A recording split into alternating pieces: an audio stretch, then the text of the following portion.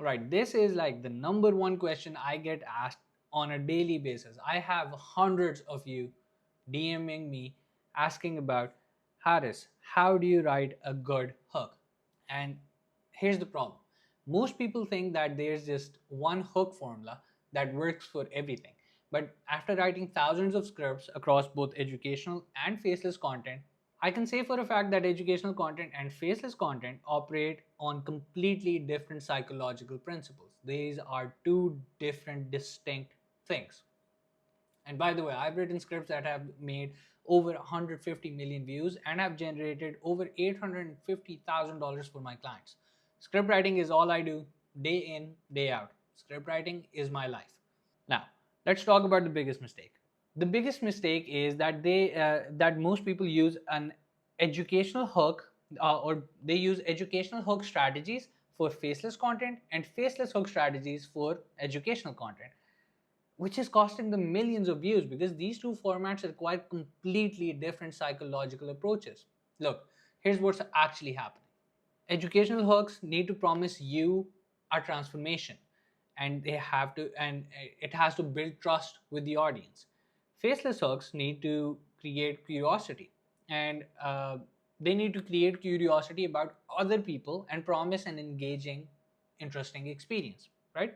When I analyze the hooks from my highest performing educational scripts versus my most viral faceless scripts, they follow completely different frameworks. Educational content uses the target transformation stakes framework, while the faceless content uses character concepts stakes framework, right? And here's the kicker. I bet 95% of creators are mixing these approaches, which is why their retention is garbage, no matter how good their actual content is. So I'm going to break down both frameworks and show you exactly when to use educational versus faceless hook strategies, the four hook types that work for each format, and the psychological triggers that separate viral hooks from dead content, and the exact templates I use to write hooks for both personal brand channels and faceless channels that generate millions of views. By the end of this video, hopefully you will know exactly which framework to use based on your content type and how to engineer hooks that consistently perform instead of just hoping the algorithm picks you. Okay? And yeah, I know what you're thinking. This better be a kick-ass video on hooks because I'm literally teaching both approaches. Fair point. Let's see if I just practice what I'm about to preach, right? All right. So here's where most creators completely fuck up their hooks. Let's talk about the two hook frameworks. Okay, these aren't just the good hooks and the bad hooks. These are two completely different frameworks that work for different content types. Educational content framework, target, transformation, stakes. And this is for when you are the authority figure teaching something face to face, personal brand content, tutorials, and business advice. Sort of like what I'm doing right now. And every educational hook answers three questions: who is this for? What will they get? And why should they care? Okay? Faceless content framework, on the other hand, is the character concept stakes. This is for anonymous, story based, documentary style content where you're not the main character. Every faceless hook answers three questions: who is the story about? What is the situation? And why does it matter? Okay. So let me show you the difference. An educational hook example. If you're stuck at 100 subscribers and can't figure out why nobody gives a shit about your videos, I'm going to show you the exact 3-step system that took my client from 0 to 100K in 6 months. Because without a proven system, you'll waste another year creating content that nobody cares about. A faceless hook would be, boyfriend. Sarah thought she was texting her boyfriend at 2:47 a.m., but the person on the other end had been dead for 3 days. This single text message would lead police to uncover the most twisted murder plot in Oregon's history. See the complete difference in approach? The educational hook promises you a transformation. The faceless hook promises you an engaging story. But here's where creators destroy the retention. They mix these frameworks. They'll do educational content with faceless hooks, like, you know, if you want to understand criminal psychology, when they should be dropping you in the story. And hooks, this or wrong framework equals confused audience equals shit retention. The framework is just the foundation. Now let's talk about the hook types. Okay, this is where most creators completely blow it. They're using educational hook types for faceless content or faceless hook types for educational content. These are the 4 hook types that actually work, but they're optimized for different content formats. Educational hook types, type 1, direct question hook. This forces immediate engagement for teaching content.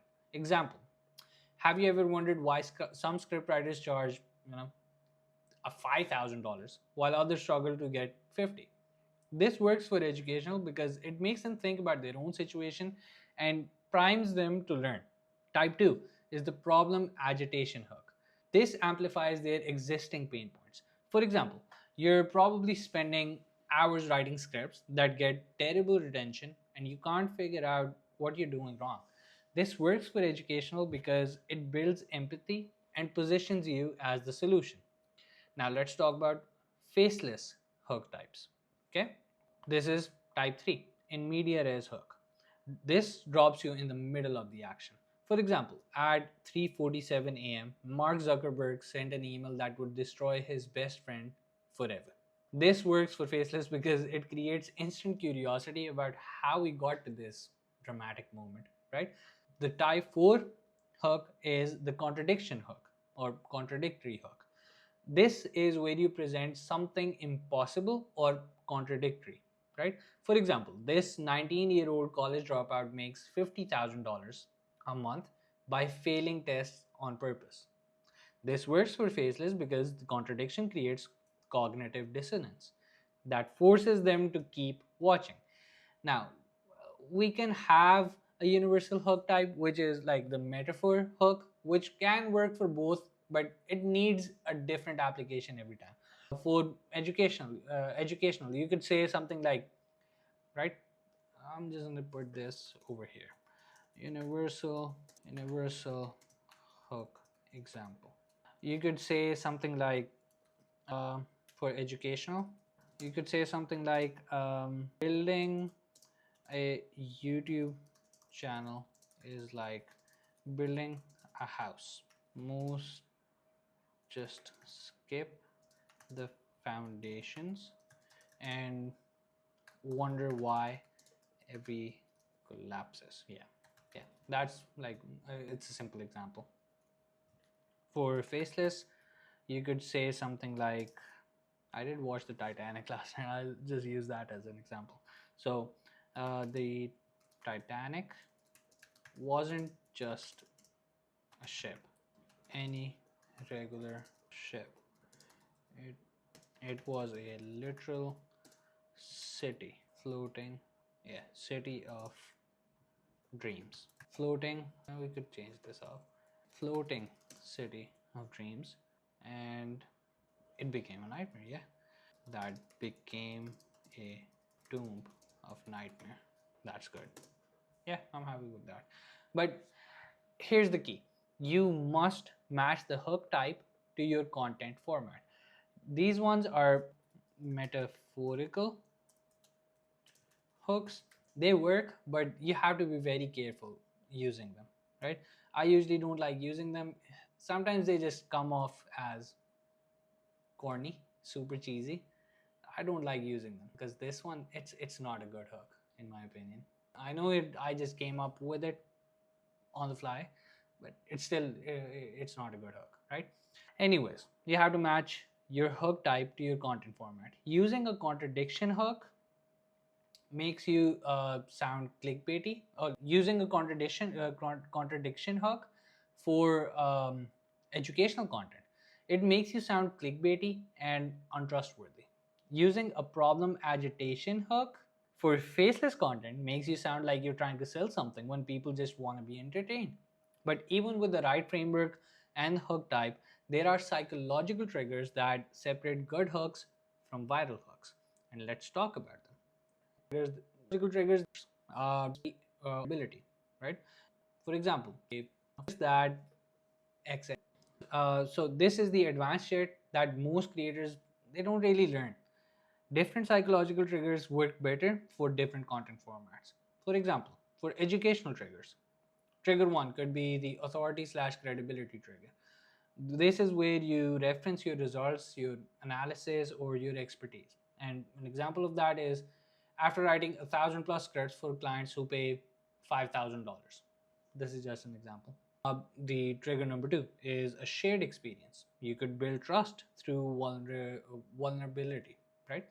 You could say problem versus I used to struggle with the same problem versus if you were to say some people struggle with sadness or whatever, that doesn't really build trust.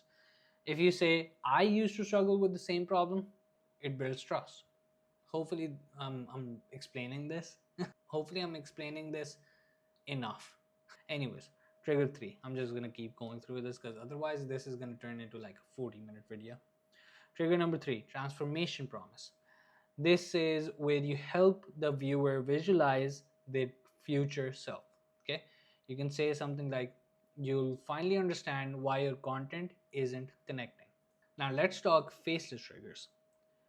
These ones most of you guys are probably familiar with.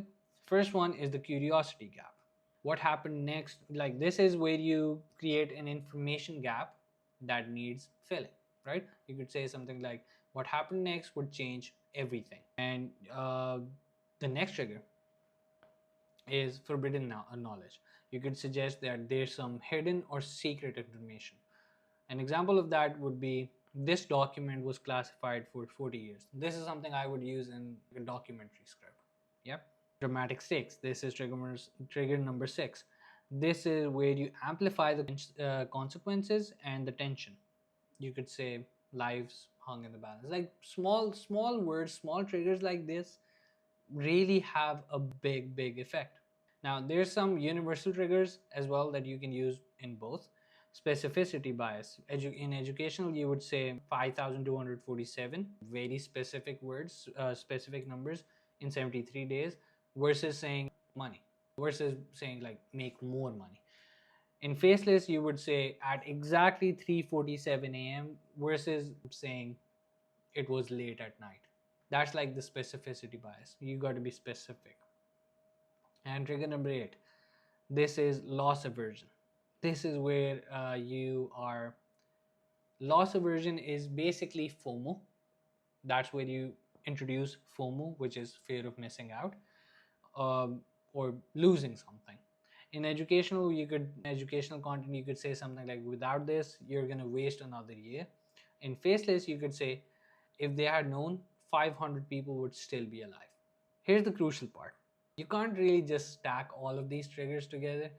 That kind of creates confusion and makes your hook feel desperate. For educational content, I usually combine authority plus specificity plus loss aversion. This one, yeah, I usually combine authority plus specificity plus loss aversion. These ones, that's the beauty of these universal triggers. You could basically combine them, right? For faceless content, I usually combine curiosity gap with specificity and dramatic stakes. Yeah, and yeah, dramatic stakes. But even perfect triggers won't save you if you're making these mistakes that will kill your hook. Let's talk about this. Let me show you the mistakes that actually kill your hook, because even if you nail everything else, these will destroy your attention. Hook killer 1, wrong framework usage. This one is so simple to avoid, but a lot of people tend to make this mistake. It happens. Using educational hooks for faceless content, you don't want to do that. An example of an educational hook that you would use in faceless content You would say something like, if you want to understand criminal psychology, I'm going to teach you. It doesn't really work, you know, using, and the problem is this, obviously. Faceless hooks for educational content. This is the other problem. You say something like, this entrepreneur discovered a secret that changed everything. It's entertainment positioning for educational content. You know, it just doesn't mix. It doesn't work. The hook killer too. You could say something like, where is it? Yeah, hook killer too. I actually forgot my, yeah, I lost my train of thought. Anyways, hook killer too. Credential dumping. As someone with 15 years of experience in marketing, nobody gives a shit. Just lead with value, not credentials. Even when I did it, right? At the start of this video, I still gave you value before flexing. I guess you could call it flexing. Hook killer 3, jargon overload. Where you say something like, bro, I have this copied somewhere. Yeah, yeah. These are the hook killers. Okay. Hook killer 3, jargon overload. Will leverage synergistic. Dude, I can't even say this shit. Will leverage synergistic methodologies to optimize conversion funnels. Bro, you sound like ChatGPT. Just use normal human language. Just be normal. You know, don't be weird. Then there's 3 more that I forgot to add into this. Just add it right now. Generic openings. What's up, guys? Welcome back to my channel. You just wasted 5 seconds saying nothing. Just jump straight into value. Number 5, over explaining. Don't give away the payoff in the hook. Create curiosity, don't satisfy it.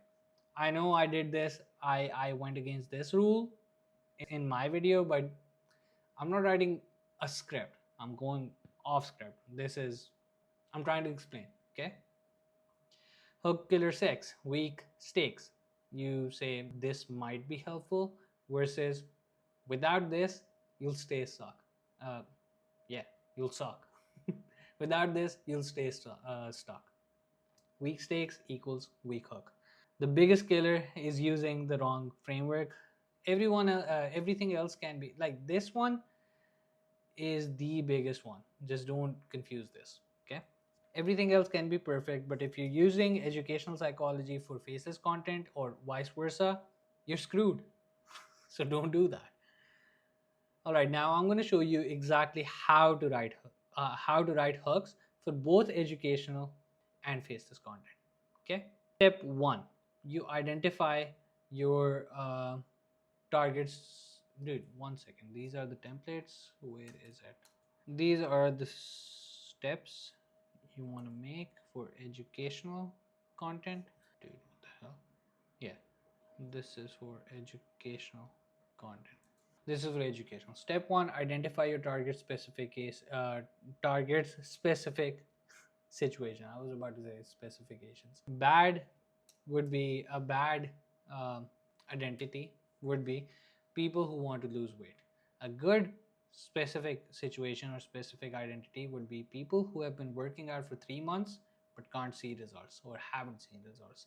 Step 2, you define the specific transformation with proof.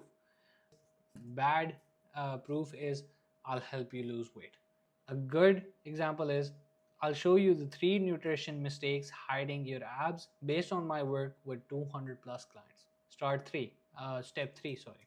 Bad is step 3 is amplify the stakes emotionally. A bad example of this is you just say, this is important information. A good example of this is where you say, without fixing these, you'll waste another year in the gym with nothing to show for it. Here's the template. If your specific situation, I'm going to show you a specific solution with proof, because without this, you're going to have this emotional consequence. It's pretty simple. Here's an example. If you're making less than $5,000 per month as a freelancer and watching others charge premium rates, I'm going to show you the positioning strategy that got me to $30,000 per month within 8 months, because without proper positioning, you'll stay stuck competing on price forever. This is a very long, sentence. I don't like it. We just make it into a different sentence. Because without proper positioning, you'll stay stuck competing on price forever. For faceless content, these are the steps. I'm just gonna fix this. Just give me a sec so we don't have to do this again and again. For faceless content, step 1, introduce an intriguing character. A bad way to do this is just saying a person. A good way to say this is Sarah, a 24-year-old nurse from Portland. Step 2, present a compelling concept slash situation. A bad way to do this, you just say something bad happened. A good way to say this is received a text at 2:47 a.m. from her dead boyfriend. Now, that's interesting. That's creating tension. Step 3, you amplify the dramatic stakes. Bad way to do this is you just say it was concerning or she was concerned.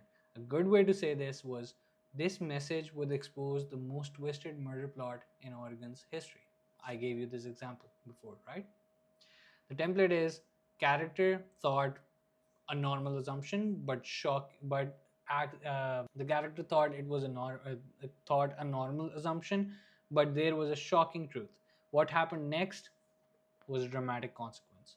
For example, Detective Martinez thought it was a routine missing persons case, but when he found Sarah's phone in her own apartment with a text sent 3 days after she disappeared, he realized he was hunting something far more dangerous than a kidnapper. That's a good hook. Uh, yeah, let me show you these templates in action.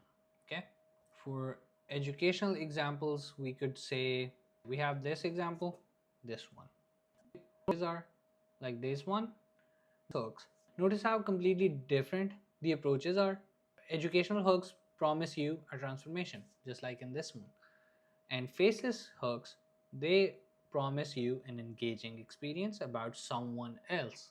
You can adapt these templates to literally any niche, but you must pick the right template for your content format. Here, um, transformations, people, um, first, and finally, hooks, concepts, in concepts.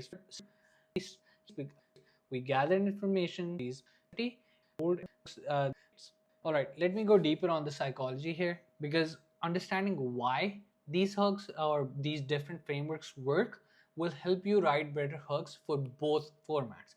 Educational hook psychology. It follows the target transformation stakes framework, right? And it works because it maps to how people make learning decisions. First, they need to know if this is relevant to them, which is the target. Then they need to know if it's worth their time investment, which is the transformation. And finally, they need to understand the cost of not learning, which is stakes.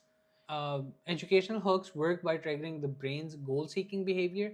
People watch because educational content promises to make them a better version of themselves. Now, faceless hook psychology follows the character concept stakes framework, which works because it triggers our evolutionary storytelling instincts. Now, this one might be a little weird, but I promise it'll make sense. Humans, us humans, are wired to pay attention to stories about other people because that's just how we learned to survive for thousands of years. We gathered information about threats and opportunities by listening to stories about what happened to others. Faceless hooks work in a similar way. By triggering curiosity and pattern recognition, people watch to see how situations unfold and what they can learn from other people's experiences. These two hook types work because they trigger different brain states.